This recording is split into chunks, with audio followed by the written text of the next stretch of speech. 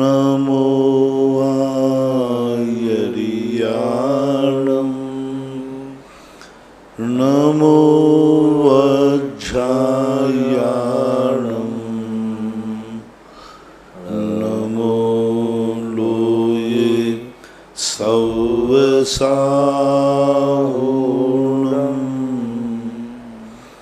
पंच परमेष्टि भगवान की जय हो। आचार्य श्री गुरुवर कुंद कुंद महाराज की जय हो। आचार्य श्री गुरुवर विद्यासागर महाराज की जय हो। परम पूज्य निरापक मुनि श्री 108 सुधा सागर जी महाराज की जय हो। न्यू जर्सी यूएसए से ऋतुराज जैन की जिज्ञासा है महाराज श्री चरणों में त्रिवार नमस्तु। महाराज जी मेरी जिज्ञासा है कि पुराने समय में सोमवार मंगलवार आदि नहीं होते थे, तब केवल हिंदी महीने तथा तिथियां होती थी, तभी तो हमारे सारे त्यौहार हिंदी महीनों और तिथियों के हिसाब से आते हैं। तो फिर ये अंग्रेजी दिनों के हिसाब से व्रत आदि करना या नमक हरी मीठे घी दूध आदि का त्याग करना ये कहाँ तक उचित है? कृपया समाधान करें। हमारे शास्त्रों में तो अंग्रेजी महीनों का कोई उल्लेख है ही नहीं, चर्चा तक भी नहीं है। 2000 वर्ष हो गए, उसके बावजूद भी ईसवी सन को भी अंग्रेजी महीनों को भी लगभग ईसवी सन चलाए हुए 2000 वर्ष हो रहे, पर इसकी चर्चा तक नहीं की गई। 2000 वर्ष में कोई चीज़ दुनिया में प्रचलित हो तो उसकी चर्चा कहीं तो लेखकों के उसमें आना चाहिए। इतने आचार्यों ने ग्रंथ लिखे, ग्रंथ के समापन की तिथि लिखी, प्रारंभ की तिथि लिखी, लिपिकारों ने तिथि लिखी, शिलालेख लिखे गए, लेकिन इन सब में जो कुछ भी आया हमारा वही प्राचीन परंपरा आई। अधिकतम जैन शास्त्रों में, जैन शिलालेखों में विक्रम संवत का उल्लेख तो आया है, शक संवत का उल्लेख आया, हैजरी संगत का उपयोग आया, इनके कुछ 2-3 संवत और आए। कुचित कदाचित प्रकीर्णक में वीर संवत का भी अल्प प्रयोग किया गया।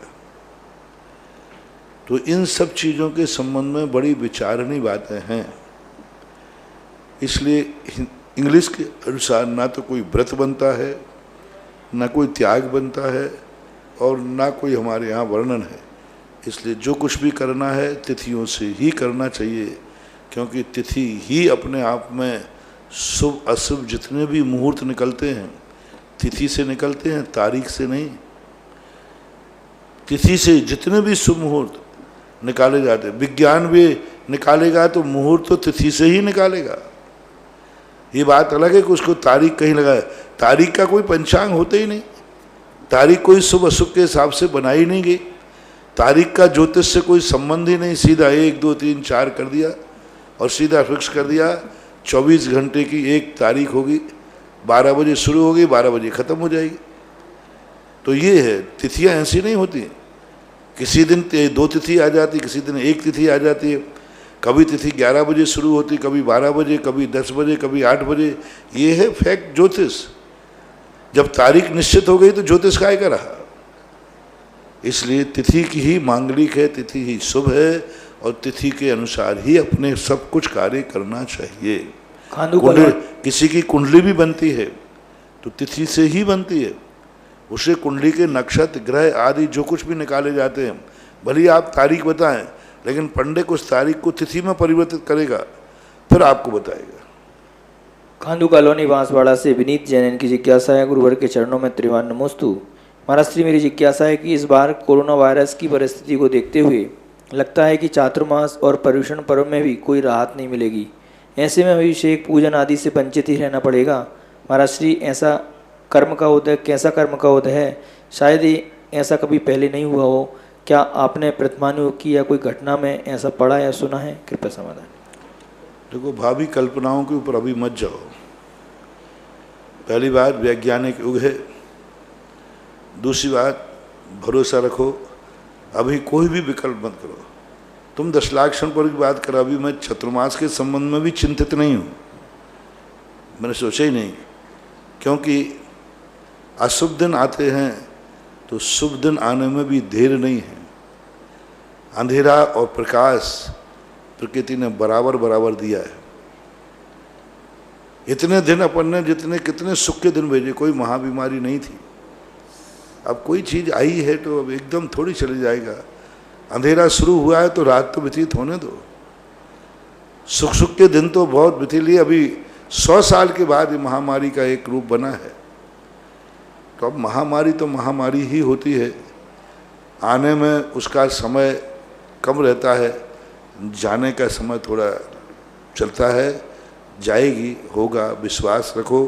और दूसरी बात, अब भविष्य में जो होगा, अपन तो एक ही बात जानते हैं, हर परिस्थिति का सामना करने के लिए तैयार रहो। जीवन एक चुनौती है जिसे स्वीकार करना है, जीवन एक स्वप्न है जिसे साकार करना है, बस। पूना से सचिन जैन, इनकी जिज्ञासा है, गुरुवर के चरणों में नमोस्तु। महाराज श्री, अनुश्रेणी गति, इसके अर्थ में बताया गया है कि संसारी जीव एक गति से जब दूसरी गति में जाता है तो उसको जाने में जो एक समय लगता है उसको अनुश्रेणी गति कहते हैं। तो महाराज जी, मेरी जिज्ञासा है कि जो एक समय का अर्थ क्या 1 सेकंड लें? कृपया समाधान करें। 1 सेकंड में तो असंख्यात समय हो जाते हैं। समय एक वो अभिभागी गणना है जो किसी यंत्र और किसी छद्मस्त के ज्ञान का विषय नहीं बन सकता, अभिभागी है। 1 सेकंड में असंख्यात समय, इसलिए उसकी गणना तो अपने ज्ञान और यंत्र से परे है। नागपुर से आदि कुमार पंडित की जिज्ञासा है, गुरुदेव के चरणों में नमोस्तु। महाराज श्री, उपसर्ग केवली भगवान का शरीर उपसर्ग के दौरान खंडित होता है या अंशतः जल जाता है। तो गुरुदेव, मेरी जिज्ञासा है कि केवल ज्ञान प्राप्त हो जाने पर उनका शरीर पूर्ववत हो जाता है या उस खंडित स्थिति में उनका निर्माण होता है? कृपया समझ। आगम में इसका कोई उल्लेख नहीं किया गया। और ये ऐसे लोग जिनके शरीर खंडित हो जाते हैं, वे 13वें गुण स्थान में ज़्यादा देर ठहरते नहीं हैं। मात अंतर्मुह, जघन अंतर्मुह ठहर करके और मोक्ष चले जाते हैं। ज़्यादा समय उनका ठहरना होता नहीं विकलांगों का। ऐसा कोई भी उल्लेख मिला नहीं कि किसी व्यक्ति के ऊपर दारुण उपसर्ग हुए हों और वो कई वर्षों तक केवल ज्ञान के बाद केवली बना रहा हो। ऐसा वर्तमान युग में कोई उदाहरण नहीं है। ऐसा भी उदाहरण नहीं है कि विकलांग होकर के कोई केवली भगवान वर्षों तक टिके रहे हो। ये भी उदाहरण नहीं। ये भी उदाहरण नहीं है कि विकलांग होने के बाद, केवल ज्ञान के बाद उनके शरीर अवयव सब अपने आप बन जाते हैं। ऐसा भी कोई उदाहरण नहीं। ये लोग दलील देते जरूर हैं कि जब समोषण में केवल ज्ञान होने के बाद जो लोग दर्शन करने जाते हैं उनके हाथ पैर आ जाते हैं, अंधे को आंखें आ जाएं, पैर आ जाएं, विकलांगों के सारे अंग पूरे हो जाते। जब भक्तों के हो जाते हैं तो केवल ज्ञान के बाद स्वयं के होने में क्या बाधा है? पर यह तर्क उनका इसलिए उचित नहीं है क्योंकि ऐसा कोई उदाहरण हमें देखने में नहीं आया, कहीं कथन भी नहीं किया। बस इतना ही कथन अपने शास्त्रों में आया है। जब भगवान के 46 मूल गुणों की चर्चा हुई, उसमें एक उपसर्ग रहित पने का आया है कि केवल ज्ञान जैसे होता है फिर केवली भगवान उपसर्ग रहित हो जाते। अब उनके पास कोई उपसर्ग नहीं होगा, लेकिन अंगोपांग का क्या होगा, ये आगम इसमें मौन है। विदिशा से चंद्र कुमार जनन की जिज्ञासा है, गुरुवर के चरणों में त्रिवार नमोस्तु। महाराज श्री, मेरी जिज्ञासा है कि यदि कोई संकल्प लेता है कि 24 घंटे के लिए नमोकार मंत्र का पाठ करूंगा और वह व्यक्ति 24 लोगों को 1 घंटे नमोकार मंत्र का पाठ कराता है और पाठ को 24 घंटे मानकर पूर्ण करता है, तो क्या ये संकल्प पूर्ण माना जाएगा? कोई व्यक्ति 24 व्यक्तियों को लेता है नमोकार मंत्र पढ़ने के लिए और 1 घंटे में ही 24 लोगों को नमोकार मंत्र पढ़ने के लिए बोल देता है, तो नहीं नहीं नहीं नहीं नहीं, ऐसा नहीं होगा, ऐसा नहीं। जो काम 24 घंटे में होना वो 24 घंटे ही में होना। 24 जितने बार पढ़ना उतने लोग बैठा दो। तो ऐसा करो, तुम भी जो रोटियां तुम्हें 10 दिन में खाना वो 1 दिन में खा लो, जितने 10 दिन शांति से बैठो। हाँ, और क्या बात है? शाम का भोजन सुबह ही खा लो ना इकट्ठा एक साथ, बड़ा अच्छा आ जाए। तो रात का भोजन का त्याग, झंडा ठंडा कदम, जितना तुम दिन भर में खाते हो वो एक बार में खा लिया करो। तो एक बार में खाने में अब ये भी ब्याज लगाओ, 10 दिन में खाने में व्यक्ति जितना मोटा होगा उतना भोजन एक दिन में खा ले तो उतना मोटा हो जाएगा। वही भोजन हम 10 दिन करेंगे तो जो शरीर में ताकत आएगी, यदि उतनी भोजन वो एक दिन में कर लेवे तो उतनी ताकत आ जाएगी? नहीं आएगी। तो जैसे पाचन समय से ही होता है, वही वाली बात हो गई कि एक कपड़ा 1 घंटे में सूखता है तो 10 कपड़े कितने घंटे में सूखेंगे? तो आप 10 लगाओ, और या फिर 10 कपड़ों को कम कर दो। तो ऐसी बात नहीं, एक टुकड़ा भी होगा तो टाइम वही लगना, सब में वही टाइम लगना है, नहीं, ऐसी कभी सोच नहीं करना, इससे बहुत बड़ा दोष है। रामगंज मंडी से शोभित जैन की जिज्ञासा है, गुरुवर के चरणों में त्रिवार नमोस्तु। महाराज श्री, मेरी जिज्ञासा है कि आपने अपने प्रवचन में कई बार कहा कि इस आपत्ति काल में, जैसे कई लोग इस बार ऐसा करते हैं, ये बहुत परंपरा प्रश्न अच्छा है लेकिन सुधार करो। 8 दिन का सिद्ध चक्र मंडल विधान है, महाराज हम 4 दिन में कर लें तो? हाँ, हो रहा है 4 दिन, क्योंकि पहले शुरू में तो कितने 8 अर्घ आते ना, 8, 16, 32 अर्घ आते, तो ये 3-4 दिन के एक दिन में निपटा लो। नहीं, ये प्रमाद है। आजकल ऐसा होने लगा, 13 दिन का सूतक 30 दिन उठा लो, तीसरे दिन लीप पोत करके बराबर करके हमारा सूतक हुआ, नहीं चलेगा। 13 दिन का सूतक तुम कितनी लीपा पोती कर लो, तुम बैठक उठा लो, लेकिन सूतक तो 13 दिन का ही रहेगा, उसको कम नहीं किया जा सकता। तो ऐसा मतलब। रामगंज मंडी से शोभित जैन की जिज्ञासा है, गुरुवर आपने अपने प्रवचन में कई बार कहा कि इस आपत्ति काल में यदि दान दिया जाए, गुरुओं की वैयावर्ती की जाए तो उसका पुण्य कई गुना मिलता है। महाराज जी, मेरी यहाँ एक जिज्ञासा उठती है, क्या इसी तरह इस आपत्ति काल में किए गए पाप भी अनंत गुना फल नहीं देंगे? क्योंकि देखने में आ रहा है कि इस लॉकडाउन पीरियड में कई लोग ऑनलाइन जुआ खेल रहे हैं, घर में रहते हुए और भी अन्य कार्य कर रहे हैं, तो क्या महाराज जी उनको बराबर आपत्ति काल में यदि कोई व्यक्ति पाप कर रहा है तो इससे बड़ा पापी और कौन होगा? जहाँ चारों तरफ महामारी पड़ी है, जहाँ चारों तरफ त्राही त्राही मची है, जहाँ हर व्यक्ति को भावी चिंता सताए रही है, शासन प्रशासन हमेशा, लेकिन और उस समय तुम्हारे अंदर पाप करने की बात सोच रही है, तो इससे बड़ा पापी और कौन होगा? इस समय तो आपको धर्म में ज़्यादा प्रवृत्ति होना चाहिए। 2 प्रकार के पाप होते हैं, एक व्यक्ति वैसे सहज भाव में करता है और एक विपत्ति काल में करता है। यानी व्यक्ति मुर्दा घर में पड़ा है और व्यक्ति जुआ खेल रहा है, शराब पी रहा है, कितना बड़ा पापी। इस पापी को तो माफीनामा है ही नहीं। आज देश में, आज राष्ट्र, आज भारत माता के ऊपर, आज पूरा राष्ट्र विश्व के ऊपर एक विपदा का संकट मंडरा रहा है। इसमें भी आप यदि अपने पापादि प्रवृत्ति में करते हैं तो ये आपकी एक बहुत बड़ी गलती है, नहीं करना चाहिए। इस समय सब लोग जितना बनता है अपने उतने ही सीमा में वह कार्य करें, अपने धर्म को बढ़ाएं। विपत्ति काल में पुण्य की कमी से सब कुछ होता है, तो पुण्य बढ़ाएं, यही नीति है। भानपुरा से अंकित ठोरा, इनकी जिज्ञासा है, गुरुवर के चरणों में त्रिवार नमोस्तु। महाराज श्री, मेरी जिज्ञासा है कि चतुर्थ गुण स्थानवर्ती मोक्ष मार्ग को जानता है, मोक्ष मार्गी नहीं है, जबकि छेड़ाला में बताया गया है कि अविरत सम्यक दृष्टि जगन्न अंतरात्मा है और शिव मगचारी है, कृपया समाधान। कहा है, मैंने कहा ना, उपचार से शिव मोक्ष मार्ग की प्रथम सीढ़ी कहा, सब कहा, शास्त्रों में भी कई स्थानों पे आया। पंडित वर्ग ने ज़्यादा लिया इसको, पंडित वर्ग ने चौथे गुण स्थान की महिमा मंडित ज़्यादा की, क्योंकि उनसे चारित्र लेते तो बनता नहीं है। सीधा साधा सम्यक दर्शन ऐसा है जो सारी दुनिया की आंखों में धूल झोंकी जा सकती है। आई एम सम्यक दृष्टि, बस कहता हूँ। ना तो कोई त्याग दिखाना है, ना कोई चारित्र दिखाना है, सब कुछ करते जाओ और दुनिया को मात अपन बुद्धू बनाते जाए। इसलिए पंडित वर्ग ने जहाँ जहाँ आवृत्ति लोगों ने आवृत्ति गुण स्थान की महिमा को, सम्यक दर्शन को ज़्यादा मुख्यता दी है। आप देख लेना, जिन लोगों से चारित्र लेते नहीं बनता, संयम लेते नहीं बनता, उन्हीं लोगों ने इस बात को उठाया है। चाहे आज के पंडित हों चाहे पुराने पंडित हों, आता है संस्कार। क्योंकि व्यक्ति की सबसे बड़ी कमजोरी है कि वो उस बात को नहीं बोल पाता है जो उसमें कमी है।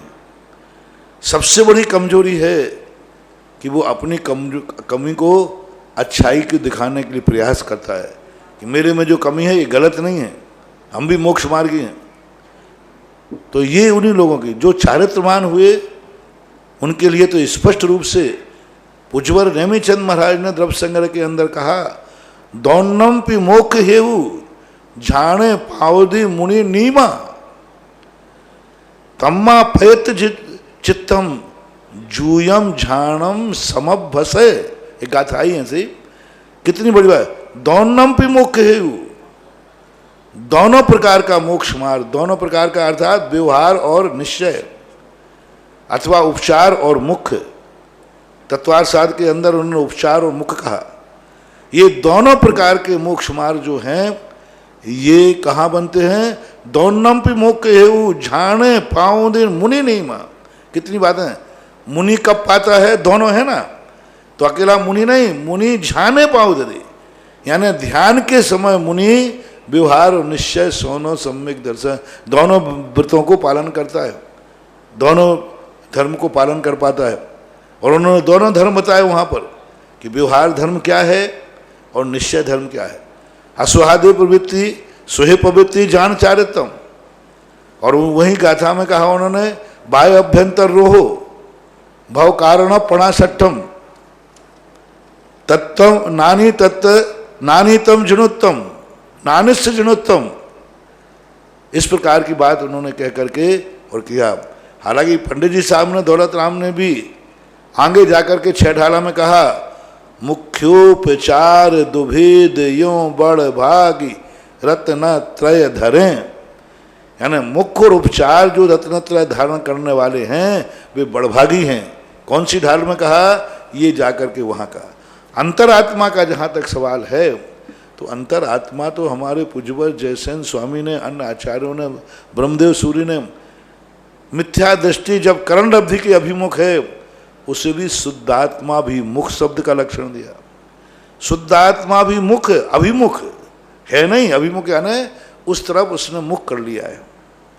तो ये अंतरात्मा के जो कथन हैं, एक तो बहुत कम इसका वर्णन मिलता है, विद्वान लोगों की लेखनियों में ज़्यादा है।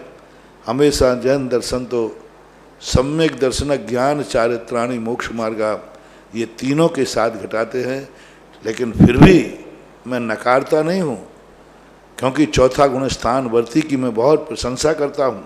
कम से कम उसने सत्य को जाना है, और सम्यक दर्शन के बिना ज्ञान चारित्र बेकार हैं, ये भी पक्का है। लेकिन वो न्यू है। हम इसका उदाहरण देते हैं कि एक व्यक्ति ने अपना प्लाट खरीदा और न्यू भर दी, न्यू पूरी भर दी, बहुत मजबूत भर दी, न्यू सम्यक दर्शन है। तो न्यू भर देने से जब बरसात आएगी तो पड़ोसी के प्लाट की गंदगी रुकेगी कि आएगी? प्लाट में आएगी, क्योंकि क्या भरा है? न्यू आपकी मजबूत हो गई, सीमाबंदी हो गई। लेकिन अभी पड़ोसी की जो गंदगी आ रही चारों तरफ से, वो गंदगी तो उस प्लाट में आएगी, उसको कहाँ रोका तुमने? अभिरस सम्य दृष्टि के पर पदार्थों के प्रति जो मूर्छा है वो गंदगी तो आएगी। अब पूछो, यदि व्रत देखो, अब उसी में उसी प्लाट को देखना, एक उदाहरण है, उदाहरण हमेशा देशामर्शक होता है। अब उसी में 2 फीट की किसी ने दीवार उठा दी, न्यू को, वहाँ 2 फुट की दीवार उठाई तो ऊपर का पानी तो नहीं बचा, लेकिन पड़ोसी के पानी के प्लाट आना तो, गंदगी आना तो बंद हो गई कि नहीं? अविरस सम्यक दृष्टि न्यू भरने के समान है। और वृत्ति ने उसको 2-2 फुट जमीन से ऊपर ले लिया। तो जमीन से ऊपर लेने का एक फायदा है कि पड़ोसी के प्लाट की जो गंदगी थी वो आना बंद हो जाएगी। कितना बड़ा लाभ है। नेमिचंद महाराज ने गौमरसार के अंदर कहा कि हे भवजीव, यदि तुझे सम्यक दर्शन की प्रतीति हो गई हो तो झटति शब्द का प्रयोग किया, जल्दी कर, कम से कम 2 फुट की दीवार उठा दे, यानी 2 प्रतिमा ले ले, 12 व्रत धारण कर ले, जिससे पड़ोसी की गंदगी आना बंद हो जाएगा।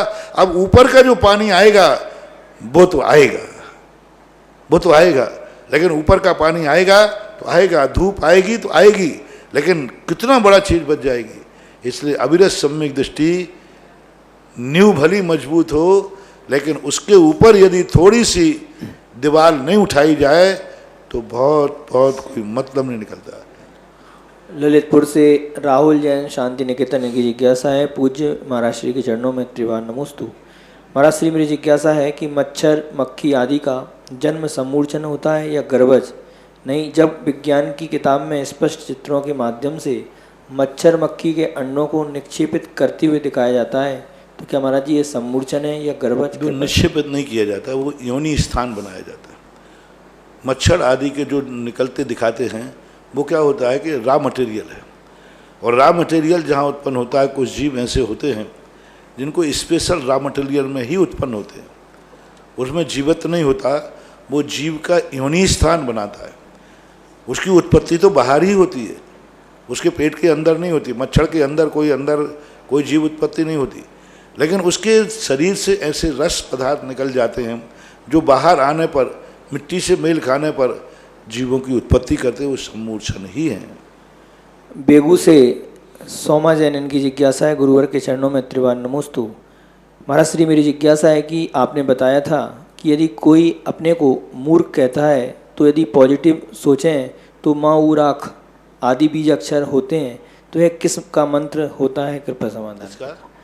मूर्ख शब्द अगर कोई बोलता है तो माँ ऊ रा खा, आपने एक बार बताया था। हाँ। तो ये बीजाक्षर मंत्र किसके मंत्र हैं? मतलब बड़े मंत्र तो जितने बीजाक्षर हैं वे सारे मंत्र बन जाते। उनके माँ का अर्थ अलग है, माँ ऊ राखा, तो अब माँ के बीजाक्षर, माँ की राशि अलग है। माँ का पूरा गणित निकालना पड़ेगा, पूरा उसकी राशि निकालना पड़ेगी, उसका नक्षत्र निकालना पड़ेगा, उसका स्वाद निकालना पड़ेगा, उसका वर्ण निकालना पड़ेगा। फिर ऐसे 1 मिनट में नहीं बता पाऊंगा, क्योंकि उसका पूरा गणित है, और गणित के अनुसार निकाल दूंगा मैं। किसी दिन माँ ऊ राखा को भी बता दूंगा कि माँ ऊ राखा में कौन कौन सी शक्तियाँ निहित हैं। भोपाल से राजेश जैन की जिज्ञासा है, पूज्य महाराज श्री के चरणों में त्रिवार नमोस्तु। महाराज श्री, मेरी जिज्ञासा है कि व्यवहारिक सामाजिक क्षेत्र से है। आजकल प्रायः देखने में आता है कि घर के मांगलिक उत्सवों पर समाजजनों को निमंत्रण पत्र व्हाट्सएप के माध्यम से भेजा जाने लगा है, और जो पूर्ण रूप से सक्षम हैं, सभी साधनों से फलीभूत हैं, वे भी इसका प्रयोग कर रहे हैं। इससे घर जाकर प्रेम पूर्वक जो निमंत्रण पत्रिका देने की जो आत्मिक मिठास थी, वह काफ़ी हद तक लुप्त हो गई है। ऐसी स्थिति में आमजन को निमंत्रण स्वीकार करना चाहिए या नहीं? और वैसे अभी तो कोरोना महामारी चल रही है, तो इस कारण के निमंत्रण भेजे जाएंगे, पर क्या अगर पहले ऐसा होता था तो क्या सही था? क्या प्रश्न? देखो, ये सब द्रव्यच्छेद काल के अनुसार परिवर्तन होते जाते हैं। हम इस संबंध में जनपद सत्य मानते हैं। आज जिस ढंग से पहले दूरियां इतनी नहीं थी, पहले रिश्तेदारों की झूमी कहाँ होगी? बिजौलिया की अकेली रिश्तेदारी होगी तो कहाँ तक होगी? इधर चित्तौड़ ले लो, भीड़वा ले लो, महुआ ले लो, ऐसे 4-5 यहीं होती थी, चले जाते थे। अब की रिश्तेदारी बेंगलोर में है, एक की रिश्तेदारी आसाम में है, एक की कहीं है, और एक का रिश्तेदार तो विदेश में बैठा है। तो अब कैसे संभव है? पहले व्यक्ति अपने रिश्तेदारों के यहाँ 8-15 दिन में घूम के आ जाएगा। अब आज वो कहाँ कहाँ जाए, कितनी दूरी पे जाए, और कितना खर्च उसको करना पड़ेगा। तो आज की युग की मांग है। पहले हमने बैठने की परंपरा पर जब विचार किया, बहुत मैं पहले बुराई करता था, लेकिन जब देखा कि एक साथ अब 5 बजे तक कार्यक्रम चल रहा है, और एक साथ वो 10,000-20,000 की जनता है, जन्म कल्याणक है। अब जनता रोटी कैसे खाए? परोसने वाली कैसे परोसे? कैसे क्या करें? तो आज की जो व्यवस्थाएं हैं, आज के अनुसार इन सब चीज़ों पर ज़्यादा नहीं नकारें। मैं तो कहता हूँ अच्छा है, जितना राग कम हो उतना अच्छा है। आने जाने में कितनी हिंसा होती, आने जाने में कितनी रिक्स थी, कोई मर भी जाते थे, निमंत्रण देने जाते थे और रास्ते में लुट जाते थे, पिट जाते थे, मर जाते थे। कम से कम मोबाइल से करने पर हो जाता है। तो देखो, इसको सापेक्ष लें, ना मैं इसका पूर्णतः समर्थक हूँ और ना पूर्णतः निषेधक हूँ, शक्यानुष्ठान कहलाता है। वांसवाड़ा से मनोज जैन इनकी जिज्ञासा है, पूज्य महाराज श्री के चरणों में बारंबार नमोस्तु। महाराज श्री, एक बार अगर किसी व्यक्ति को सदगति का आयु बंद हो जाता है तो क्या बाद में जीव कोई अपराध या गलती कर देता है तो क्या कभी नीच गति का भी बंद हो सकता है क्या? नहीं, उससे गति का तो बंद हो जाता, आयु नहीं परिवर्तित होती, क्योंकि वो इतना नीच करेगा ही नहीं कि आयु को खंडित करना पड़े। यदि किसी को देवायु का बंद हो गया तो उससे इतना नीच काम नहीं होगा कि उसकी आयु पर प्रश्न चिन्ह लग जाए। वो आयु सत्ता में पहुंचने के बाद एक ही कर्म ऐसा है पूरे कर्मों में जो सत्ता में होने के बावजूद भी प्रभाव दिखाता है। पूरे कर्मों में ऐसा नहीं है, पूरे कर्म सत्ता में पड़े रहते हैं, उनका कोई अपन को पता नहीं चलता। लेकिन आयु कर्म यदि सत्ता में आ जाती है तो उदय में नहीं आया तो भी अपना प्रभाव दिखाती है। एक प्रभाव दिखाती है कि जिसकी आयु सत्ता में हो जाए उसको ऐसे निमित्त मिलेंगे ही नहीं कि उसका अकाल मरण हो जाए, मिलेंगे ही नहीं। वो कभी गाड़ी के नीचे नहीं गिरेगा, वो गाड़ी से नहीं कटेगा, उसको सेल्फाज खाने पर असर नहीं होगा, उसको सेल्फाज खाने का निमित्त नहीं बनेगा। उसको कोई तलवार भी मारेगा तो बाजू से निकल जाएगी, उसकी छाती में तलवार नहीं जाएगी। बंदूक भी चला देगा, बम भी चला देगा, मान लो बम के बीच में भी फट जाए, लेकिन वो कोई ना कोई बहाने से उसकी सुरक्षा हो जाएगी। अब ये सब कौन कर रहा है? सत्ता में बैठी हुई आयु इतना प्रभाव दिखाती है कि उसको अकाल में नहीं मरने देगी। जो वर्तमान भुज्यमान आयु है उसका एक दिन भी कम नहीं होने देगी। जिसको आयु का बंद हो जाए उसका अकाल में। एक बात। दूसरा, आयु का बंद होने के बाद यदि नरक और त्रिंच आयु का बंद हुआ है तो उसको व्रत नहीं लेने देगी, संयम के भाव नहीं लेने देगी, करेगी नहीं, भाव ही नहीं बनाएगी। ऐसा इसी प्रकार देवायु का जो बंद हो जाने के बाद उसके ऐसे निकृष्ट परिणाम नहीं होंगे। कृष्ण लेस्याल होना आदि अलग बात है, लेकिन ऐसे निकृष्ट परिणाम जो नरक की तरफ ले जाए ऐसा नहीं होता, क्योंकि आयु कर्म सत्ता में आने के बाद अपना प्रभाव दिखाती है। कोटा से नविता जैन इनकी जिज्ञासा है, पूज्य महाराज श्री के चरणों में त्रिवार नमोस्तु। महाराज श्री, मेरी जिज्ञासा है कि योगों की प्रवृत्ति कैसे घटाएं जिससे कर्मों का बंध कम हो, इसके लिए हमें क्या क्या पुरुषार्थ करना चाहिए, कृपया समाधान। जो योग हैं इनको रोका नहीं, एकदम परिवर्तित करो। पहले पुण्य से पाप में परिवर्तित करो। यदि एकदम अपन रोक देंगे तो तुम पागल हो जाओगे, एकदम रोक दोगे तो घुट जाओगे। एकदम नहीं रोका जाता। आंखें एकदम बंद कर लोगे तुम घुटोगे। आंखों को थोड़ा परिवर्तन करो। राग की मुद्रा देखते हैं, उनको वीतरागता की दिखाओ तो उनको परिवर्तन कर दोगे। परिवर्तन करोगे तो मन उलझ जाएगा, मन समझ जाएगा, और परिवर्तन करते करते फिर इसको रोकने की प्रयास करो। जैनागम ने पहले अशुभ से शुभ और शुभ से शुद्ध की यात्रा बताई है। तेंदुखेड़ा दमोह से सुदीप जैन की जिज्ञासा है, पूज्य गुरुवर के चरणों में त्रिवार नमोस्तु। महाराज श्री, हरिवंश पुराण में अध्ययन करते समय यह आया है कि समुद्र विजय जी के भगवान नेमिनाथ जी के अतिरिक्त अन्य पुत्र थे, जबकि ऐसा कहा जाता है कि भगवान अपने माता पिता की एकमात्र संतान होती है। इस संबंध में कृपया समाधान। वो प्रश्न आया है, उसके संबंध में विचार चल रहा है, कैसे दिया, क्या दिया। होती तो एक ही संतान है, लेकिन एक अपवाद रूप उसमें प्रस्तुत है, उसको देखना है। परम पूज्य आचार्य गुरुदेव श्री विद्यासागर जी महाराज जी के परम आज्ञानुवर्ती शिष्य निर्यापक श्रवण मुनि पुंगव श्री सुधासागर जी महाराज के मुखारविंद से अपनी अपनी जिज्ञासाओं का समाधान प्राप्त कर रहे हुए देश विदेश के सभी महानुभाव जो टीवी चैनलों के माध्यम से अपना लाभ ले रहे हैं, सुधा कलश चैनल के माध्यम से लाभ ले रहे हैं, उन सभी की जिज्ञासाएं क्षेत्र पर आती हैं और वो सारी जिज्ञासाओं का समाधान पूज्य गुरुदेव अपने मुखारविंद से संपन्न करते हैं। आज इस क्षेत्र पर चलने वाली बड़े वेदी के स्वर्ण कार्य के लिए बहुत सारे भक्तों ने अपनी भावनाएं दी, जिसमें सर्वप्रथम 51 रुपये स्वर्गीय छगनलाल जी जैन की पुण्य स्मृति में उपलक्ष्य में शमशाबाद से 51 रुपये की राशि प्राप्त हुई। 51 रुपये जैनमती जैन रामपुरी गाजियाबाद उत्तर प्रदेश से। और इस क्षेत्र पर चलने वाले असीम कालीन भक्तांबर विधान जो परमानेंट जीवन भर, जब तक आपका जीवन है तब तक चलेगा, आपकी पीढ़ी दर पीढ़ी आपका नाम चलता रहेगा।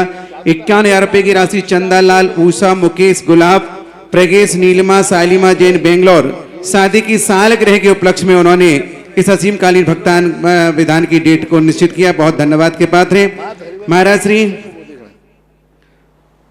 इंदौर से हिमांशु चेतन, विनयनगर इंदौर। सप्तऋषि का उल्लेख कहां पर कैसे आया है? पूजन तो हम सब लोग करते हैं और आगे भी करते रहेंगे, लेकिन ये पता नहीं कि सप्तऋषि कौन है, कहां से आए, कैसे आए। देखो, सप्त ऋषियों के संबंध में पहले भी हमने बहुत पहले बताया था, कल भी प्रसंग आया था।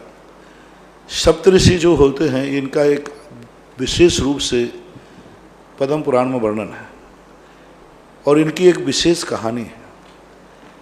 ये एक श्रीनंद नाम के राजा और धरणी के पुत्र थे और वो राजा थे वहाँ के, और वहाँ पर उन्होंने वो जो गांव का नाम उनका दिया है, वहाँ पर वो आज वर्तमान में वो देश नहीं मिलता, एक नाम दिया उन्होंने, वो देश नहीं मिलता। और इनके ये 7 के जो नाम थे गृहस्थ अवस्था के, इनके सर्वमन्यु, श्रीमन्यु, श्री निश्चित और सर्व सुंदर, जयवान और जयमित्र और एक विनय विलास। विनय विलास थे 6वें नंबर के और 7वें नंबर के थे जयमित्र। तो ये इनके गृहस्थ अवस्था के नाम थे। दीक्षा के बाद इनके नाम क्या थे ये आगम में पुण्य को देखने को नहीं आया। और इन्होंने एक प्रीतिंकर नाम के केवली जब इनके नगर में पधारे और वहाँ नगर में देवों का आगमन हुआ, तो उस केवल ज्ञान के समय देवों के आगमन को देख करके इनके पिताजी को और इन 7 बेटों को वैराग्य हो गया। वैराग्य होते ही इनका एक 8वां और भाई था जिसकी उम्र 1 माह की थी।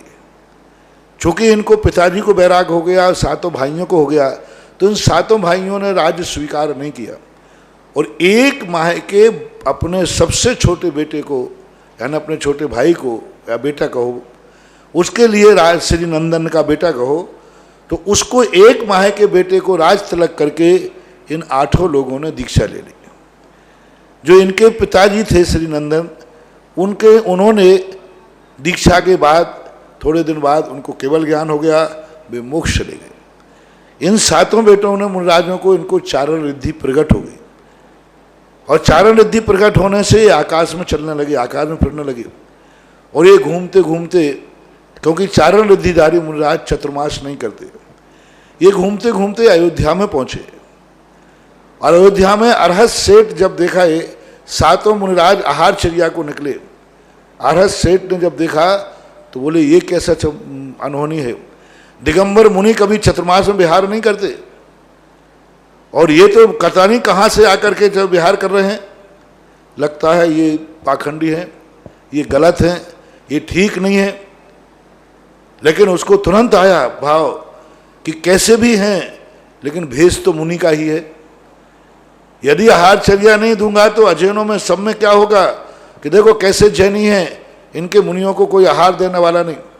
तो बेमन से बिना भक्ति के और उन 7 महाराजों को पड़गा करके और अरहत सेठ ने अयोध्या के अंदर आहार दिया।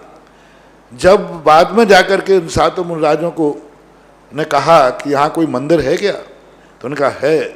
तो अयोध्या के अंदर एक मंदिर था, मुनि सुब्रत नाथ भगवान की मूर्ति थी। और उस मंदिर में जब वो गए तो वहाँ पर एक आचार्य महाराज, उनके साथ आचार्य शब्द के साथ भट्टारक लगा हुआ था।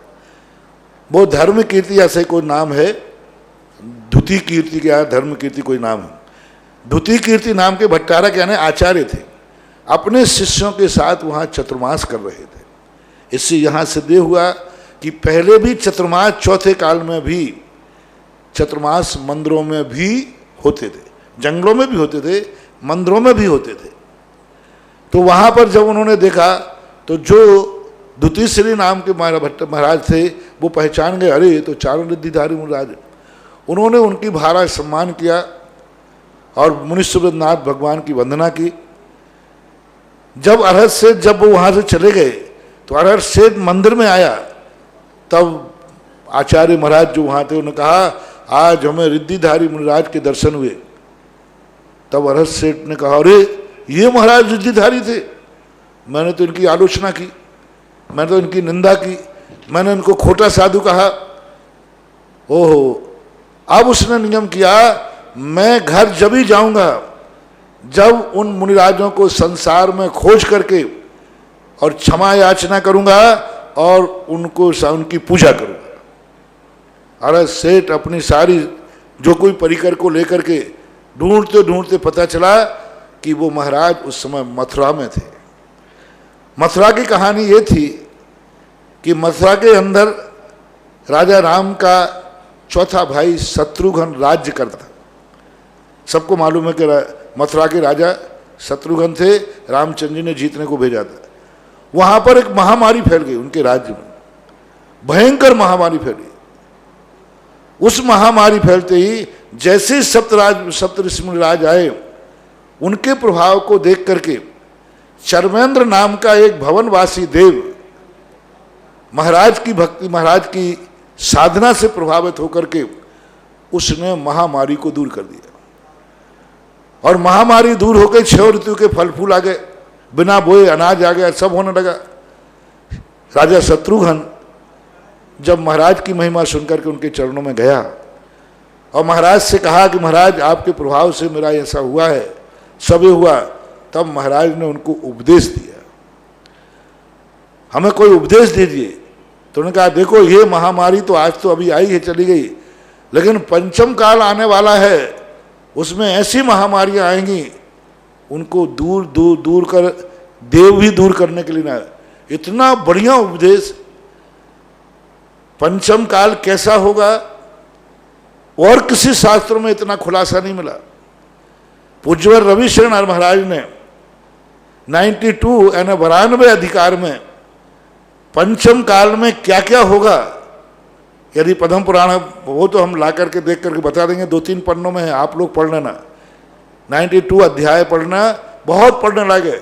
कैसा पंचम काल आएगा जब तीर्थंकरों का अभाव हो जाएगा, आज वो सब कुछ देखने में आ रहा है। कैसे लोग होंगे, कैसी परिणति होगी, कैसी चर्या होगी, क्या होगा, वो सारा उपदेश उन्होंने दिया। तब अंत में जाकर के उन्होंने एक उपदेश दिया जिसके संबंध में लोगों ने इसका दुरुपयोग किया। उन्होंने कहा देखो महामारी मेरे जाते ही फिर से आ सकती है,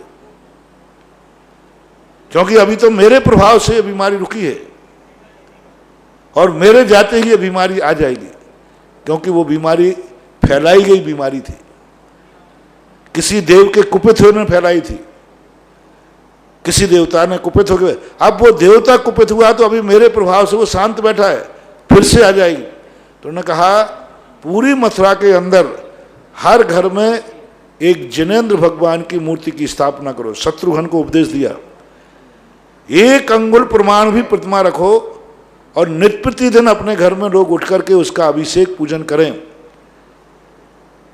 तो आपके किसी भी घर में महाबीमारी प्रवेश नहीं करेगी। दूसरा उन्होंने कहा नगर के बाहर हम 7 दिशाओं में सप्तऋषियों की मूर्ति स्थापित करो, क्योंकि वो हमारे प्रभाव से वो देवता, वो महामारी आपके नगर में प्रवेश नहीं कर रही है।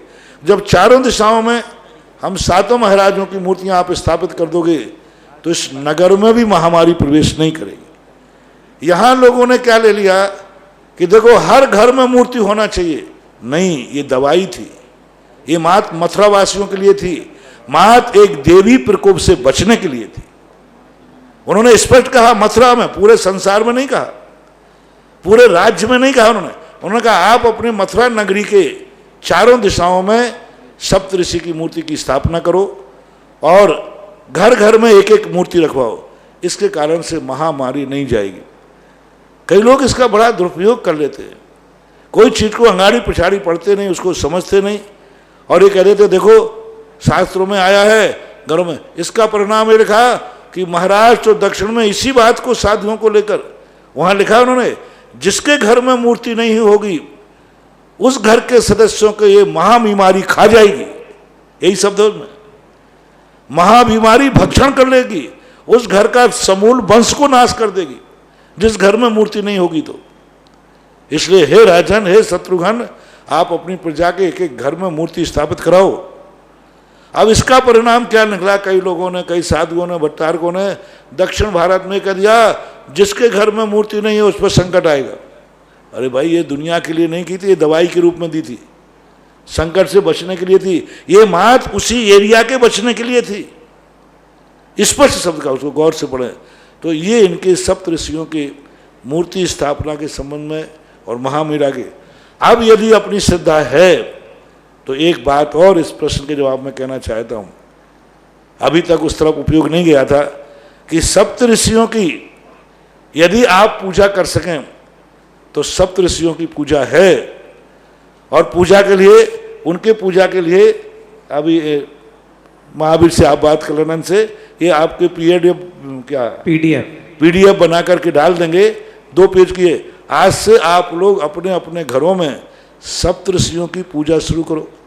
हो सकता है 7 ऋषियों के आने से मथुरा की महाबीमारी दूर हो गई और सारे जैनी सप्त ऋषियों का नाम लेंगे तो शायद कोरोना महामारी भाग जाए।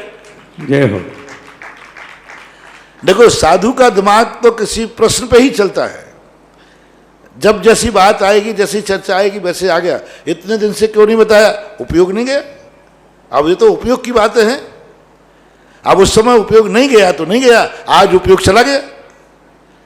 तो जब जो मिले उसी समय समेट लो, जब जागो तभी सवेरा, तभी सवेरा है। आज से सभी लोग अपने अपने घरों में सप्तऋषि महाराज की पूजा शुरू कर दें। भाव पूजा कर लें, भाव पूजा नहीं बने तो सुखी द्रव्य से कर लें। और जो मंदिर में जा रहे हो, यदि कहीं के हो मौका हो, जो मंदिरों में है, तीर्थ क्षेत्र में, वे भी अपनी पूजा में जब तक कोरोना महामारी दूर ना हो तब तक हर व्यक्ति के लिए सप्तऋषि पूजा करना है। बस ये आज आपको, जब तक ये कोरोना महामारी का आपको डर है, भय, तब तक ही करो। बहुत छोटी सी पूजा है। और इन 7 ऋषियों के जो नाम थे वो था सुरमन्यु, श्रीमन्यु, श्री निश्चय, सर्व सुंदर, जयवान, विनय विलास और जय मित्र।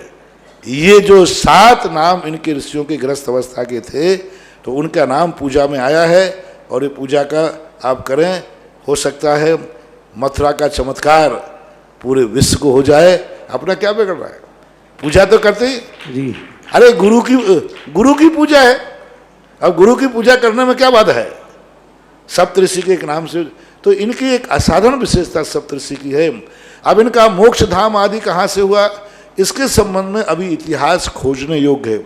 ऐसा बताते हैं लोग कि गजपंथा के अंदर सप्तऋषियों के चरण बने हुए हैं। वहाँ वो लोग ये मानते हैं कि सप्तऋषियों का मोक्ष गजपंथा से हुआ।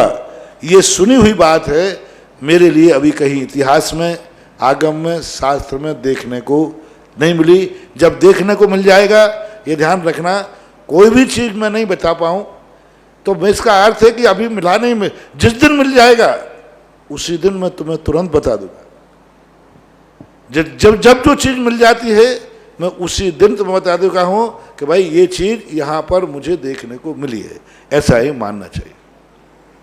महाराज श्री बागी द्वारा दिगंबर समाज सेठ साहब आदि एवीएस परिवार सभी लोगों ने बारंबार नमोस्तु के साथ निवेदन किया है कि गुरुदेव दिनांक 21 मई को हमारे मूल नायक श्री शांतिनाथ भगवान का जन्म, तप और मोक्ष कैलाश है। और जब आप 2007 से लेकर जब आप आए थे, तब से लेकर आज 13 वर्षों तक निरंतर हमारे जिनालय में शांति धारा आदि का कार्यक्रम चल रहा है।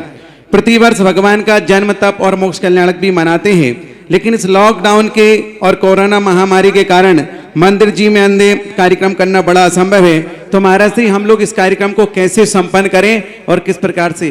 भाई इन्होंने लाके पद्म पुराण दे दिया है, तो मैं 2 मिनट 3 मिनट लगेंगे, आपको कुछ चीज़ें बता देता हूँ। मुझे सप्तऋषियों की पूरी कहानी मैंने सुना दी है। जो पंचम काल की विशेषता बताई उतना अकेला मात्र 1 अध्याय, 1 पैराग्राफ है। अथनंतर गौतम स्वामी कहते कि हे श्रेणक, शत्रुघ्न के नतमस्तक देखकर उन उत्तम मुनिराज ने उसके लिए महावीर स्वामी के समोषण में श्रेणक ने पूछा है, उस समय की बात है। यथायोग काल के प्रभाव से निरूपण किया गया। उन्होंने कहा कि जब अनुक्रम से तीर्थंकर काल व्यतीत हो जाएगा, यानी चौथा काल खत्म हो जाएगा, यहाँ धर्म कर्म से रहित अत्यंत भयंकर समय होगा। दुष्ट पाखंडी लोगों के द्वारा यह परम उन्नत जैन शासन इस तरह तिरोहित हो जाएगा जिस तरह की धूलि के छोटे छोटे कणों के द्वारा सूर्य बिंब तिरोहित हो जाता है। इस समय ग्राम, स्मशान, नगर, यमलोक समान देश क्लेश युक्त निंदित तथा दुष्ट चेष्टाएं करने वाले लोग होंगे। गृहीत मिथ्यात्व का बोला वाला होगा। यह संसार चोरों के समान कुकर्म में निरत होगा। दुष्ट पाखंडी लोगों के निरंतर व्याप्त होंगे। इस पृथ्वी पर दुष्ट तथा ग्रस्त निर्धन होंगे। साथ ही यहाँ हिंसा संबंधी हजारों दुख निरंतर प्राप्त होंगे। पुत्र माता पिता प्रति, माता पिता के प्रति, पुत्रों के प्रति स्नेह रहित होंगे तथा कलिकाल के प्रवट होने वाले राजा लोग चोर होंगे। जनता से धन को ऐंठने का प्रयास करेंगे, यानी जबरदस्ती लेने का प्रयास करेंगे। कितने समय मनुष्य यद्यपि सुखी होंगे तथापि उनके मन में पाप होगा। दुर्गति प्राप्त करने आदि के लिए उनके साधन उनके पास बहुत होंगे। हे शत्रुघ्न, कसाय बहुल समय आने पर देवागमन, जो आप लोग कहते हैं कि इस पंचम काल में देव क्यों नहीं आते, इस पंचम काल में देव आकर ये राह सहायता क्यों नहीं करते, जैसे मथुरा के अंदर चर्मेंद्र ने आकर महामारी दूर की, अब क्यों नहीं आते? तो आगम में स्पष्ट लिखा है कि हे शत्रुघ्न, कसाय बहुल समय आने पर, यानी पंचम काल आने पर देवागमन आदि समस्त अतिशय नष्ट हो जाएंगे। यानी इस पंचम काल में देवों का आवागमन बंद हो जाएगा, अच्छे कार्य, अच्छे देवों का। तीव्र मिथ्यास से युक्त मनुष्य व्रत गुणों से सहित एवं दिवम धारक मुनियों को देखकर ग्लानि करेंगे। देखो कितनी बड़ी बात इस पर लोगे। इस कल काल में जो वृत्ति हैं, दिगंबर मुद्रा को धारण करने वाले हैं, उन मुद्रा के प्रति ग्लानि करेंगे, मुनियों को नहीं मानेंगे। अजैनियों की तो छोड़ो, जैनियों में ये हो रहा है।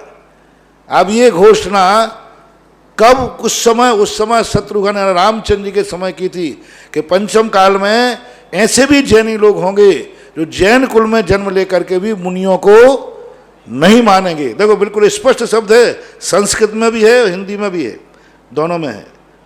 संस्कृत में समझ में नहीं आई थी इसलिए मैंने नहीं पढ़ा। तीव्र मिथ्यास से युक्त मनुष्य व्रत गुणों से सहित एवं दिगंबर मुद्रा के धारक मुनियों को देखकर ग्लानि करेंगे, उनको वंदना नमोस्तु आदि नहीं करेंगे।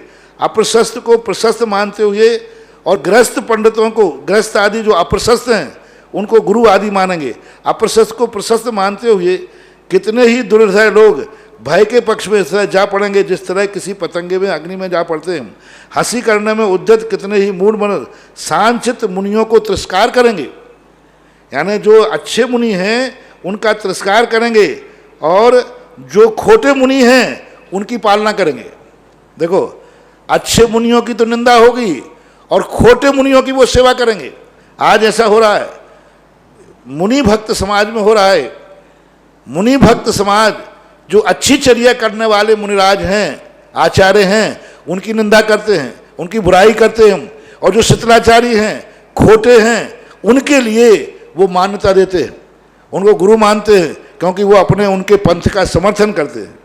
इसलिए आज सच्चे गुरु की पहचान नहीं है यहाँ। आज तो ये है कि हमारे पक्ष का कौन है।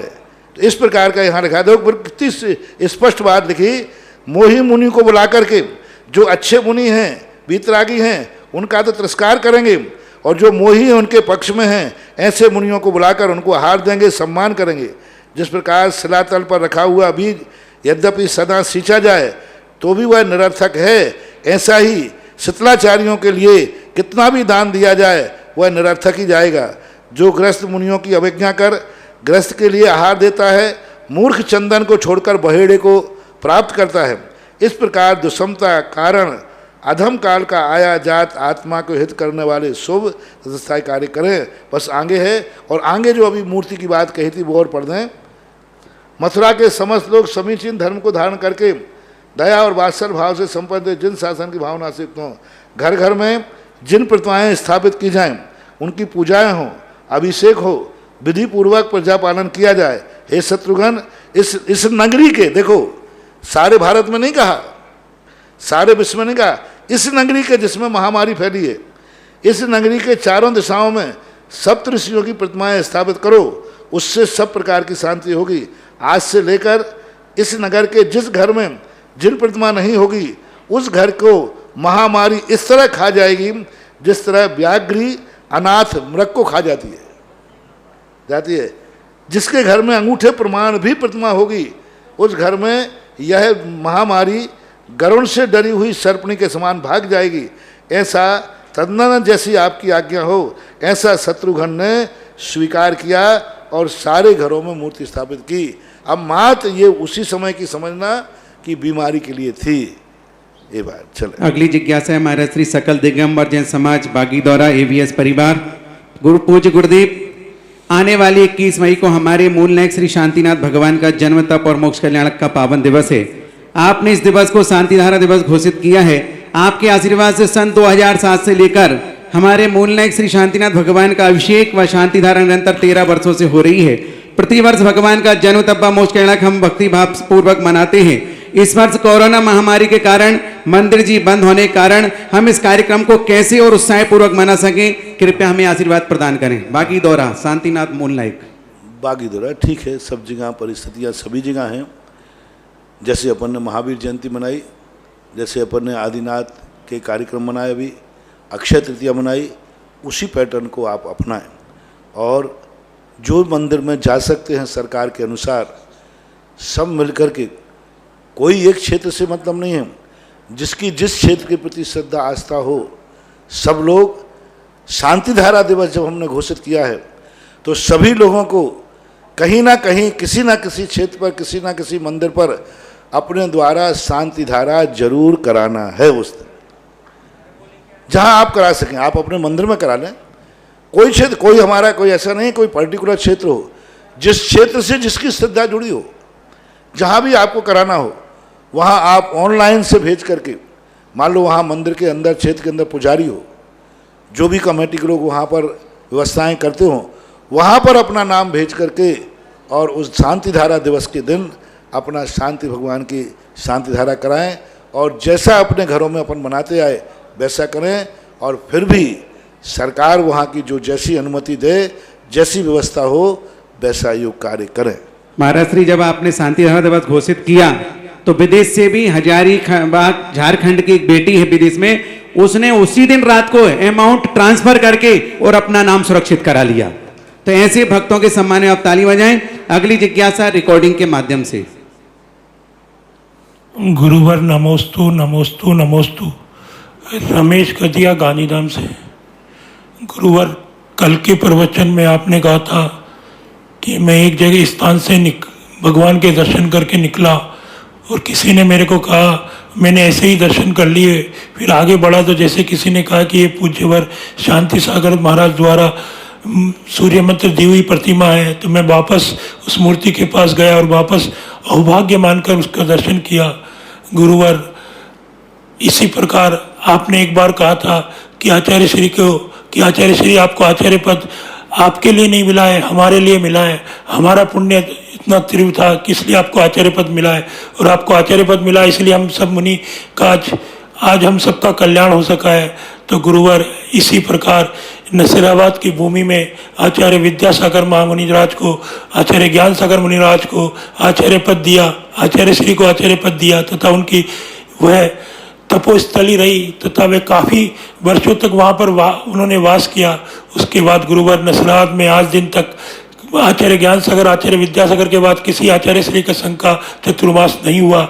गुरुवर, आप राजस्थान में आए थे तब आपने कहा था कि मैं सिर्फ नसीराबाद में ज्ञान सागर जी की समाधि के लिए दर्शन करने के लिए आया था, पर आप नसीराबाद तो आए पर उसके बाद नसीराबाद को भूल गए, क्योंकि आपने 25 वर्ष में सब जगह नसीराबाद के आजू बाजू चतुर्मास कर लिया पर नसीराबाद में नहीं किया। गुरुवर, क्या आपको अब नहीं लगता कि उस उपकार को और उस भूमि को मैं वापस जाके चमन करूं और उस भूमि पर मैं एक चतुर्मास करूं? गुरुवर, मेरी तो आपसे यही विनती है, जिस प्रकार आपने शांति सागर महाराज की मूर्ति को वापस बंधन किया, इसी प्रकार। रमेश जी, क्यों अपने नसीरवाद की पोल पट्टी खुलवाते हो? आपने चतुर्मास की बात कर रहे हो, आप अपने नसीरवाद की समाज से पूछिए कि उन्होंने ईमानदारी से चतुर्मास के लिए कब प्रयास किया है।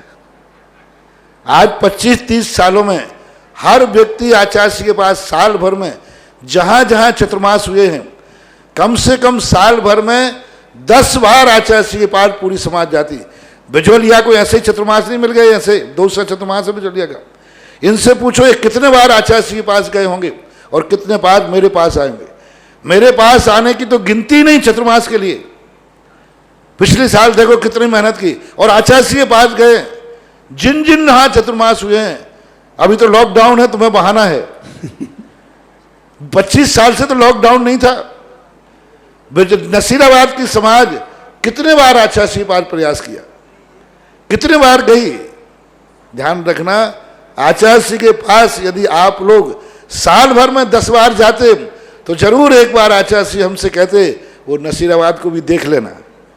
वहाँ के लोग आते, जब भी मुझे चतुर्मास मिलता है आचार्य एक लगाते, देखो उसको भी देख लेना, वो लोग कई बार आ चुके हैं, आपके पास भी आए होंगे, ऐसा पूछते आचार्य। जब चतुर्मास देते हैं तो पूछते हैं देखो वहाँ के लोग बहुत बार मेरे पास आए, आपके पास भी आए होंगे, उसको देख लेना। तो अब ये कहते ही नहीं, कितने बार प्रयास किया।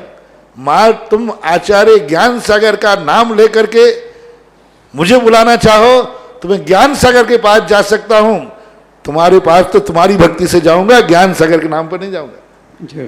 ज्ञान सागर के नाम से जाऊंगा तो ज्ञान सागर के पास जाऊंगा, समाधि लूंगा। अभी मेरे समाधि के दिन आएगा तो विचार कर लूंगा। अभी तुम्हें यदि नसीराबाद भक्ति की बात करना है तो नसीराबाद वाले अपनी भक्ति का प्रदर्शन करें, अपनी भक्ति को सामने लाएं, और जो विधि है सालों पहले से कम 2-4 बार 10 बार आचार्य के पास जावे, तब आचार्य को ध्यान आता है। अब तुम आचार्य को महाराज जी वही नसीराबाद जहाँ ज्ञान सागर जी थे, आचार्य को अब ठीक है ज्ञान सागर जी याद आते हैं, नसीराबाद याद नहीं आता। ज्ञान सागर के तो बहुत संस्मरण सुनाए मैंने, आचार्य के मुख से ज्ञान सागर के बहुत संस्मरण सुने, लेकिन कभी नसीराबाद का संस्मरण नहीं सुना। ज्ञान सागर के खूब संस्मरण सुने समाधि के समय, उसके पहले, लेकिन नसीराबाद का कोई संस्मरण मैंने आचार्य के मुख से नहीं सुना। तो आप आचार्य को नसीराबाद उनकी दृष्टि में लाएं, उनके मानचित्र पर लाएं, उनके हृदय चित्र पर लाएं, और उनके मन में आ गया तो फिर हमें आदेश मिल ही जाएगा, और आदेश मिल गया तो फिर मैं कौन होता हूँ रुकने वाला। तुम कहो या नहीं कहो, मुझे तो गुरु का आदेश का पालन करना है। थोड़ा हमारे लिए कहने के आप भूल गए हैं, ये कहा इसलिए कह रहा हूं मैं। जब मुझे ही सारा उल्हाना दे रहा है तो फिर मैं भी तो उल्हाना दे दूं।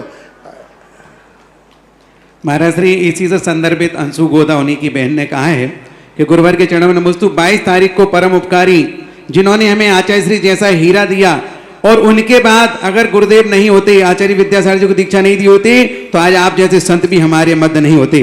तो ऐसे हम हजारों जन्म लेकर भी उनका ऋण नहीं चुका सकते। तो ऐसे ज्ञान सागर जी महाराज का समाधि दिवस 22 तारीख को हम घर में कैसे मनाएं? अब ज्ञान सागर महाराज के संबंध में तो जैसे भी सामान्य रूप से उनकी पूजन, उनका भी आप पूजा हो तो सबके लिए उपलब्ध करा दें पूजन, और उनका जिस्मा जौन से नंबर का समाधि दिवस हो, कौन से नंबर का पड़ेगा देखना पड़ेगा, देख के उतने दीपक जला करके, चित्र आदि हो तो ठीक, नहीं तो भावनात्मक करके आरती कर सकते हैं। उतने दीपक नहीं जला सकें, एक आरती लेकर के एक दीपक जला करके भी आरती कर सकते हैं। यही आज किया जा सकता है। अगली जिज्ञासा रिकॉर्डिंग वाले देखो 1 मिनट से ज़्यादा की कोई रिकॉर्डिंग नहीं दे। 1 मिनट की रिकॉर्डिंग हो, क्योंकि सुनने वाले अभी सामने खड़े होकर कोई प्रश्न करता था तो उसको लाइव में देखने वाले को फोटो दिखती थी, वो व्यक्ति दिखता था। अब इसमें क्या होता है, बड़ी संख्या में पूरे जितने चैनल पे देख रहे हैं उनको कोई व्यक्ति तो दिखता नहीं बोलने वाला, अकेली आवाज़ सुनते हैं, तो आवाज़ सुनते सुनते वो बोर हो जाते। बोर हो जाने से वो उनका मन डिस्टर्ब होता है। कई लोगों का समाचार आए कि जब सामने कोई खड़े होकर बोलता है तो हम लोगों का मन लगा रहता है कि सामने कोई खड़ा है। अब इसमें जब शंका होती है तो कोई भी खड़ा नहीं रहता, टीवी खाली रहता है, मात्र आवाज आती है। हाँ तो हम मौन बैठे हैं हम मौन बैठे हैं ना, हम बोलते हुए देखे तो फिर उनको खुशी है। हाँ फिर खुश रहते, सही बात। आगे ध्यान रखें बंधु, आज तो जो रिकॉर्डिंग आ गई ठीक है, लेकिन कल से अगर किसी की 1 मिनट से ज्यादा रिकॉर्डिंग होगी तो उसको रिकॉर्डिंग इस कार्यक्रम में जोड़ा नहीं जाएगा, ये पक्की बात मान के चलिएगा। आइए अगली रिकॉर्डिंग। नमस्तु महाराज श्री, पूरे परिवार की ओर से नमस्तु। मैं तारिका पाटनी उदयपुर से। महाराज श्री, आज आपका प्रवचन सुना, चांदकेड़ी वाले बाबा की महिमा सुनी। आपने आज प्रवचन में नमोकार महामंत्र का मांगलिक मंत्र बताया। ऐसा बताया कि मुनिराज भी इस मंगलकारी मंत्र के जाप करते हैं। तो हम सब भी नमोकार मंत्र का जाप कैसे करना चाहिए जिससे हमारे भगवान की भक्ति में ज्यादा से ज्यादा मन लगे। नमोस्तु महाराश्री। चांदखेड़ी भगवान के निमित्त को लेकर के आज बहुत सारी बातें चांदखेड़ी भगवान के संबंध में मैंने 50 बार बोला होगा। चांदखेड़ी में महीनों लेकर बोला, चांदखेड़ी के जब भूगर्भ से चंद्रपुर भगवान निकले तब बोला, लेकिन आज जो बोला है और 50 बार बोलने में भी कभी नहीं आया जो आज वो दृश्य जो देखने में आया भगवान का, वो छवि देखने में आई। इसी प्रकार पंच परमेष्ठी आप गृहस्थों के लिए बहुत मांगलिक हैं, शरणभूत हैं। उनका ऐसा इनका एक एक यदि विस्तार से करें तो इनके जो मूल गुण होते 46 मूल गुण होते हैं, थोड़ा अध्ययन करना पड़ेगा। जिसको हमें ध्यान करना है, जाप करना है, तो उनका हमें स्वरूप समझना चाहिए। स्वरूप समझेंगे तो हमें ज़्यादा मन लगेगा। तो 46 मूल गुण जो उनके होते हैं, एक एक मूल गुण को देख करके हम उनका ध्यान कर सकते हैं, उनके एक एक गुण का ध्यान कर सकते हैं। जब नवोकार मंत्र हम पढ़ते हैं तो हम उनको 3 रूपों में देखना चाहिए। नमोकार मंत्र की माला उठाते ही सबको 3 रूप देखना चाहिए। ये 5 परमेष्ठी मंगल रूप है। जैसे अपन कहते हैं कि भाई अपन को कार्य करना है तो चलो दीप पूजन कर लेते हैं, मंगल कलश स्थापित कर देते हैं, ध्वजारोहण करते हैं। ऐसे ही आपके मन में आना चाहिए कि मैं नमोकार मंत्र पढ़ रहा हूँ, ये मंगल रूप है। जैसे अपन भरा हुआ कलश देख करके खुश होते हैं कि सगुन हो गया, कि भरा हुआ कलश मेरे सामने से निकल गया, ऐसे ही अनुभूति होना चाहिए मेरे मुख से पंच परमेष्ठी का नाम निकल गया है, मेरा मंगल होना ही होना है। जैसे अपन ने कलश देख करके एकदम भाव आया, अरे भरा कलश जा रहा है, शुभ हो गया। ऐसे ही नमोकार मंत्र जब पढ़े तो ये भाव आना चाहिए, ये मंगल रूप है। दूसरा भाव आना चाहिए, संसार में इससे उत्तम कोई महान आत्माएं नहीं है, महान उत्तम सर्वश्रेष्ठ, इसके आगे कोई ब्राह्मण नहीं। जैसे आज मैंने प्रवचन में कहा था, आज भी कहा कल भी, कि अपने आराध्य को उसको मानो जो अंत में पहुंच गया है, अब उसको कुछ करना शेष नहीं रहा, उससे बड़ा दुनिया में कोई नहीं है, उनको अब कोई करने कृत्य हो चुके हैं। यानी भगवान उस दशा को पहुंच गए हैं जिस दशा को वो प्राप्त होते हैं। ये दूसरा।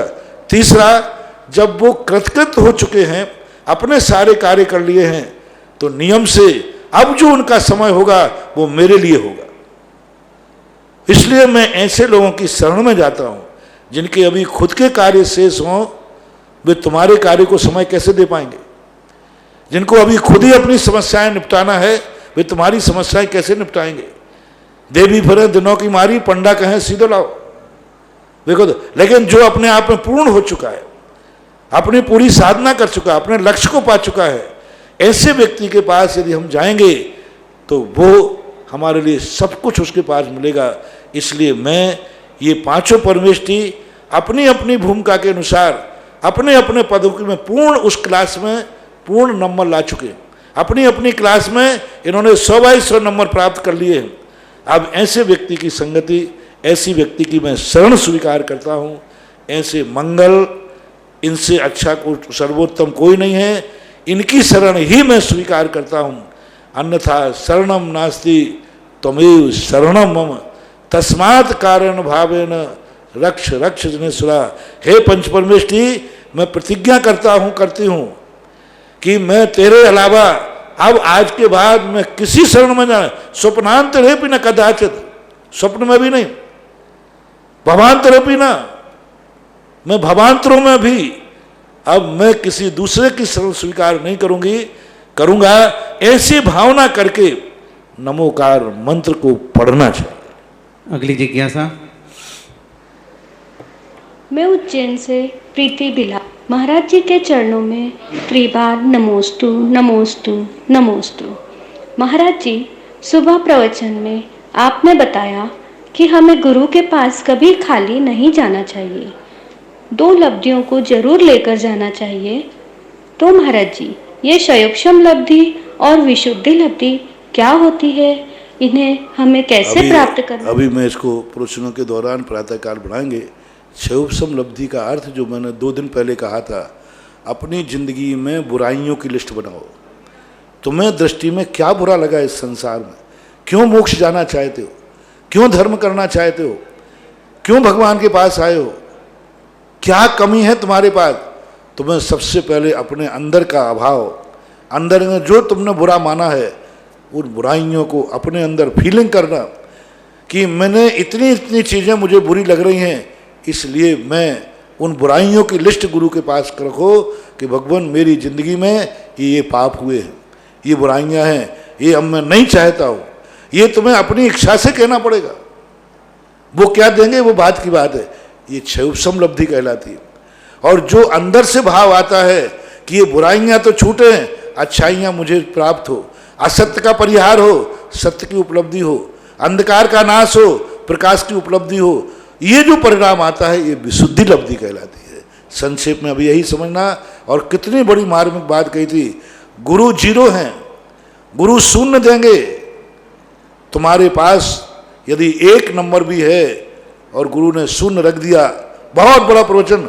आज का प्रवचन सबको सुनना चाहिए। हम भगवानों के पास जाते, गुरुओं के पास जाते और कहते हम खाली हाथ लौट के आए। खाली हाथ क्यों नहीं लौटोगे, आप शून्य लेकर जाते हैं और भगवान और महाराज शून्य देते हैं। 2 शून्य हो गए, 3 हो गए, 100 शून्य दे दो, कुछ नहीं। और 1 नंबर लेकर के जाओ कि मेरे पास 1 गुण है, मेरे पास 1 अच्छाई है, मेरे पास 1 रुपया है। रुपया देकर, रुपया का उदाहरण दिया था, 1 रुपया लेकर के जाओगे और जैसे ही भगवान और गुरु की कृपा होगी वो तुम्हें शून्य देंगे। और 1 के आगे शून्य लग जाएगा तो 10, 2 लग गए तो 100 बढ़ते जाएंगे। तो इसलिए कुछ ना कुछ नंबर लेके जाओ।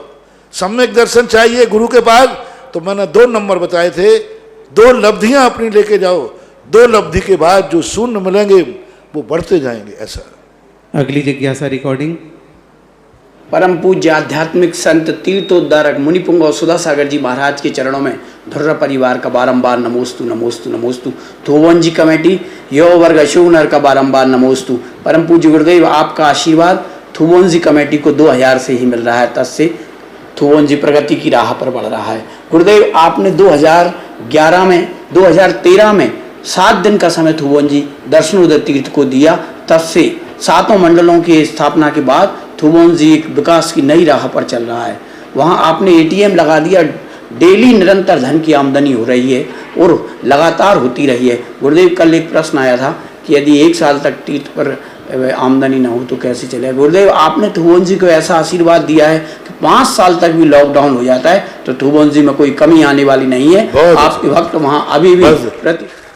ये बातें सुनकर के मुझे भी खुशी होती है कि ये क्षेत्र कमेटी हमें अभी 5 साल तक परेशान नहीं करेगी। हाँ महाराज जी पूरी नहीं बात तो हुई नहीं है अभी। कई बच्चे ऐसे होते हैं अब 2 महीने में करने, हमारे पास कुछ बच्चे नहीं मिले माए। बहुत अच्छा है, ये बहुत अच्छा है। इसका अर्थ दर्शनोदय तीर्थ क्षेत्र अपने आप में इतना बड़े भावना कर सकता है, यही सबसे बड़ी। मैंने तो ये कहा था जैनी तो वो है कि एक दिन भगवान के दर्शन करके कमाई करता है और 10 भाव तक उसका पुण्य खाता है। जय हो। एक बार करता है और 10 भाव तक पुण्य खाता है।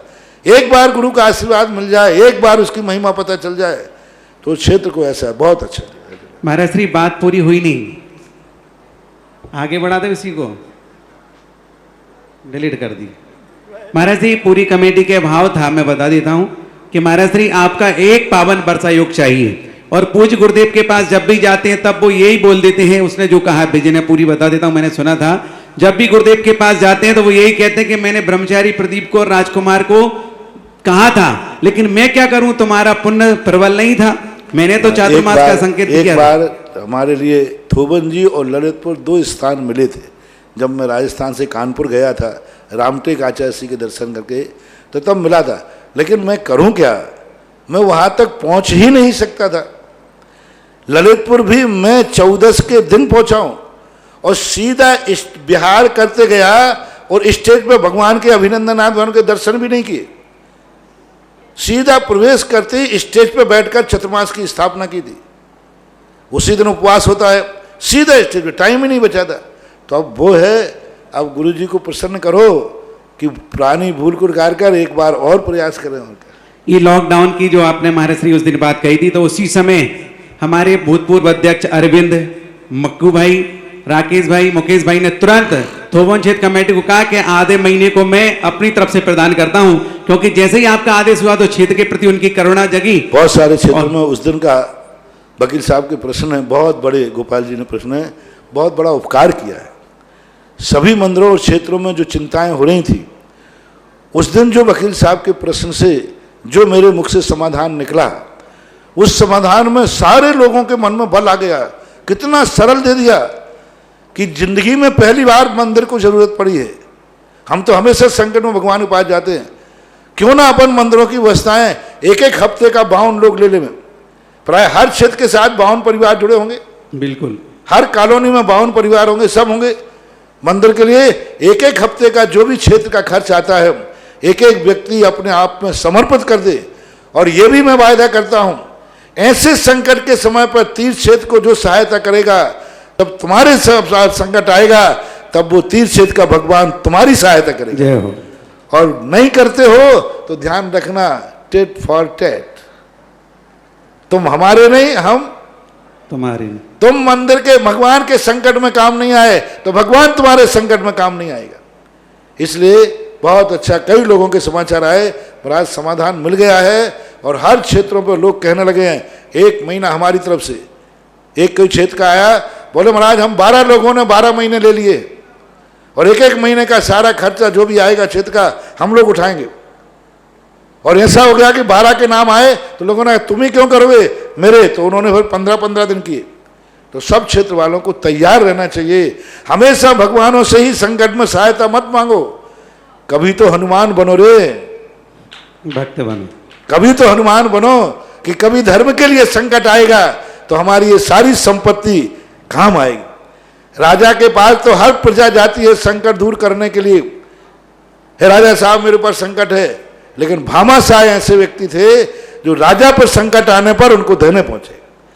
तो जो इस समय तीर्थ क्षेत्र को संगत सहायता करेगा, जो ऐसे संकट में तीर्थ क्षेत्र का सहयोग करेगा, उसी का नाम है भामाशाह।